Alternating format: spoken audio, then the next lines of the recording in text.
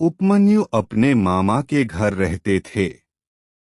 वहां गरीबी के कारण उन्हें कभी पीने को दूध नहीं मिलता था।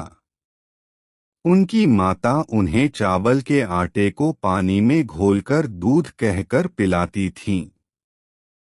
एक दिन जब उपमन्यु ने अपने मामा के घर असली दूध चखा, तो उन्हें पता चला कि उनकी माता उन्हें जो पिलाती थीं, वह दूध नहीं था। दुखी उपमन्यु को उनकी माता ने सीख दी कि बेटा, यदि जीवन में कुछ भी पाना है तो महादेव की शरण में जाओ।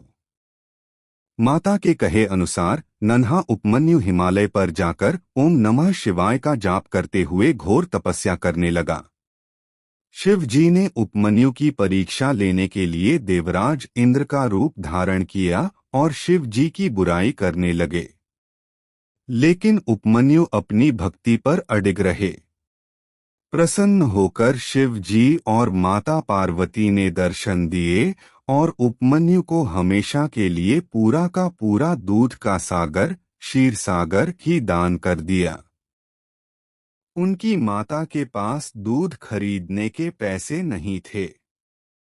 एक माँ का अपने बच्चे को तड़पता न देख पाना और चावल के आटे को पानी में घोलकर देना, इस दृश्य को बहुत भावुक तरीके से बताएं।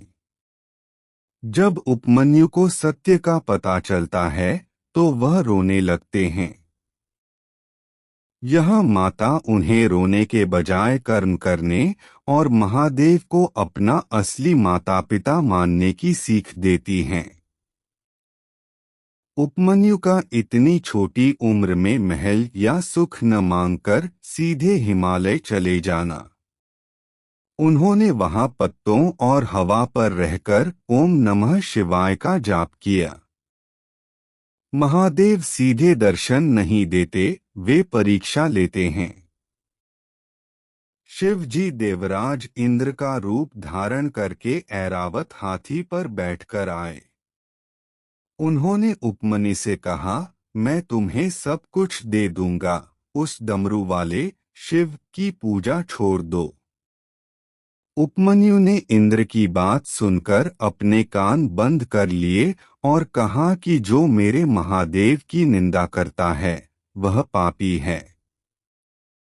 उपमन्यु क्रोध में आकर इंद्र पर अघोरास्त्र चलाने के लिए तैयार हो गए।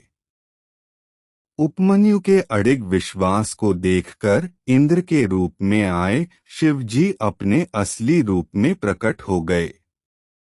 माता पार्वती ने उन्हें अपनी गोद में उठा लिया। महादेव ने कहा कि आज से तुम मेरे पुत्र हो। तुमने दूध की कुछ बूंदों के लिए तपस्या की, मैं तुम्हें दूध का पूरा समुद्र, क्षीर सागर सौंपता हूँ। इसके साथ ही उन्हें अमरता जानते और हैं कि महादेव को अघोर और शांत दोनों क्यों कहा जाता है।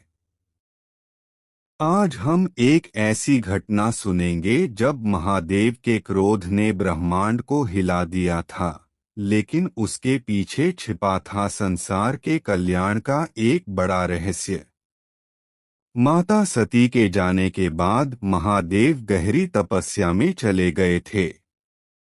संसार असंतुलित हो गया था और तारकासुर नाम के असुर का आतंक बढ़ गया था, जिसे केवल शिव का पुत्र ही मार सकता था।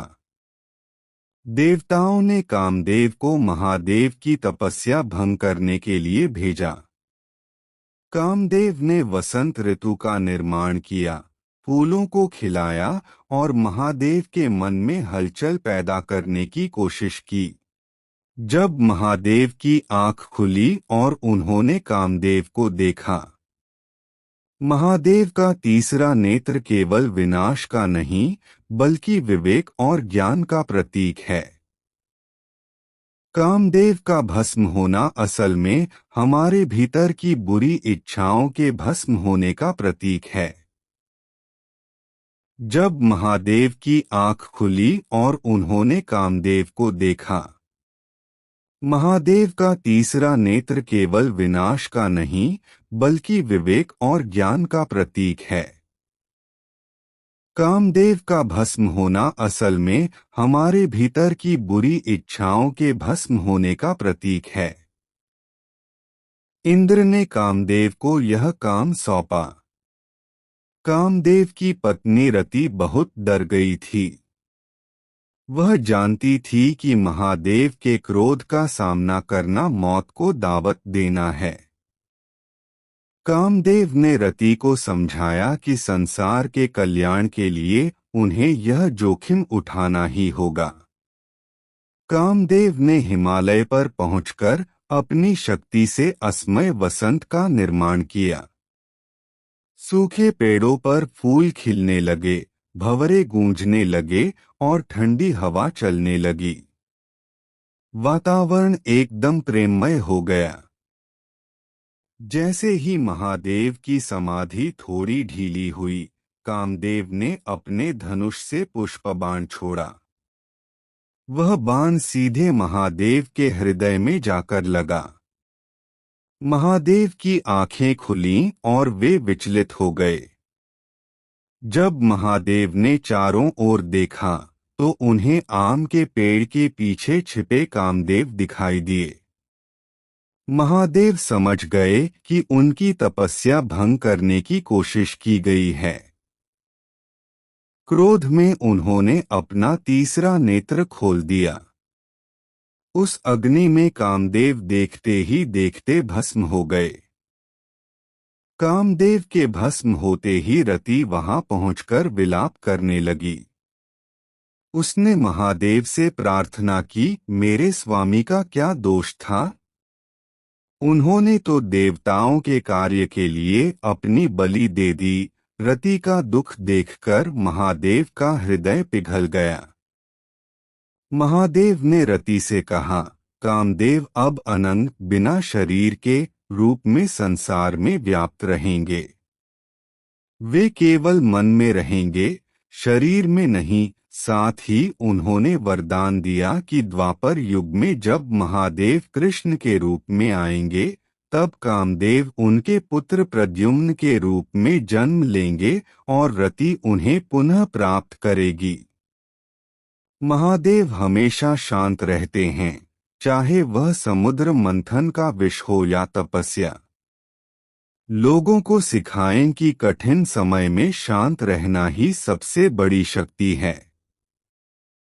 महादेव को भोलेनाथ कहा जाता है क्योंकि वे दिखावे और अहंकार से दूर हैं।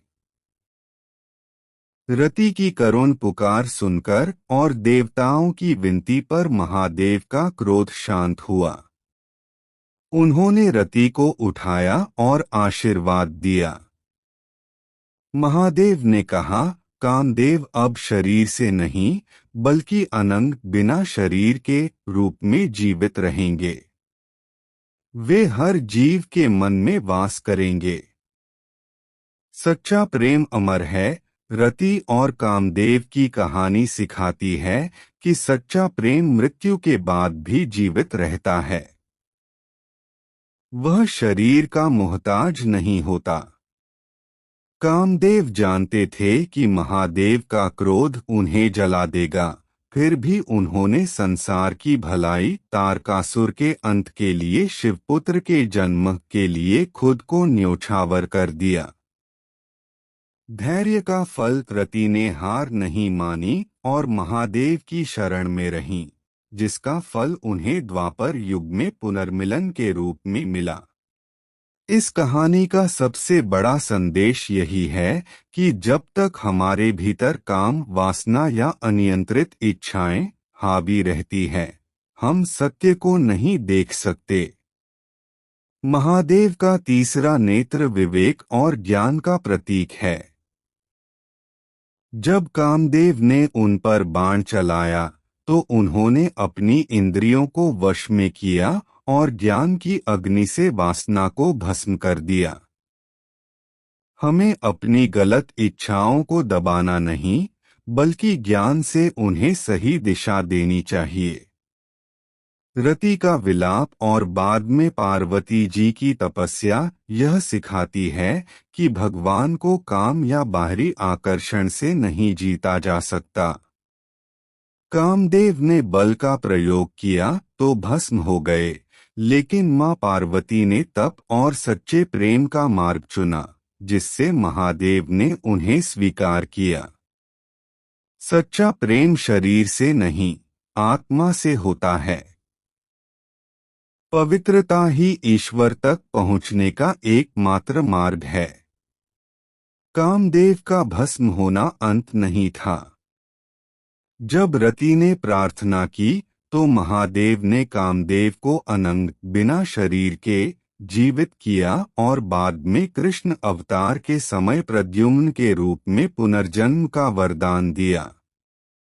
जब हमारे जीवन में कुछ खत्म होता है या हमें सजा मिलती है तो वह वास्तव में सुधार और एक नई शुरुआत का अवसर होता है। महादेव संहार करता होकर भी करुणा के सागर हैं। तो भक्तों, इस कथा से हमें यह समझ आता है कि कामदेव हमारे मन के भीतर की वो चंचलता है जो हमें लक्ष्य से भटकाती है। लेकिन महादेव का तीसरा नेत्र हमें याद दिलाता है कि हम सबके भीतर ज्ञान की शक्ति है।